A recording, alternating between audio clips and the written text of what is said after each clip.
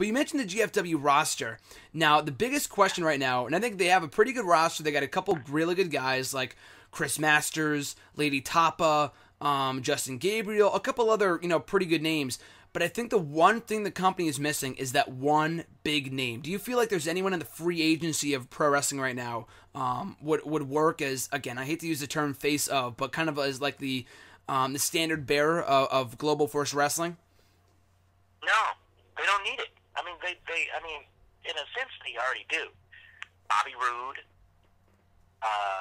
Magnus, Nick Aldis, which is, they don't need it. Let's establish, and let's not forget, I talked about this, the lost generation of the WWE, everyone talks about it, honestly. The Shelton Benjamins, the Chris Masters, the Carlitos. Chris Masters, Shelton Benjamin, they're there. Mm-hmm. These are the people we invested our time in the 90s that WWE forgot about or let go. They future endeavored, remember? Yeah. These are the people that WWE got rid of. That we know, and we invested our time, like I said. So they have the names there. It's just getting the word out that they're there, mm-hmm. and people will come. I swear people will come. I'm there. I think it's just the common theme throughout the roster, which I think you make a very good point about, is that all the guys there include, I think Doc Gallows is there, a few other New Japan Pro Wrestling guys, is that all these guys, Masters, Justin Gabriel, Benjamin, as you mentioned, is a prime example of a guy that WWE never did anything with. And all these people have so much left to prove, and they can be great talents for this company, because WWE didn't do anything with them. They're all great guys. They're all great in-ring athletes and whatever. They're all great wrestlers.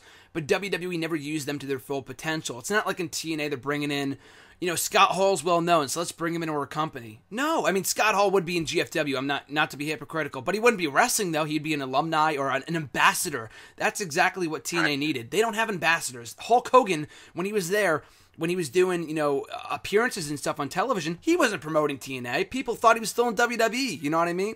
That's what they need to do with these guys. Or himself. Exactly, yeah. He didn't give a shit that he was in TNA. He's just happy he was making a paycheck. And I love Hulk Hogan, but come on. So, but still, no, I agree. Right. I just think the roster is great. I think they have a really well-rounded roster, and I think you make a good point, is that all the people they have aren't just, a Del Rio. He did it all in WWE. Why would I care to see him in, like, a GFW, a new promotion? He's already done it all. I want to see someone that has yet to reach that level. You know what I mean? That's why I feel like the roster is really well-rounded. I'm looking forward to, hopefully they can get a TV deal at some point in the near future. Yeah, and bringing on these other guys, these guys that we've seen in WWE recently released within the last two years or so, it's just going to bring up negative comments, negative thoughts from haters. The WWE rejects. Yeah, exactly. WWE. Yeah, mm-hmm. Exactly. So why deal with that? Mm-hmm. Why deal with that? Just bring in guys you've seen and you believe in, who can fill your product, and let's start fresh. Let's get this new generation going.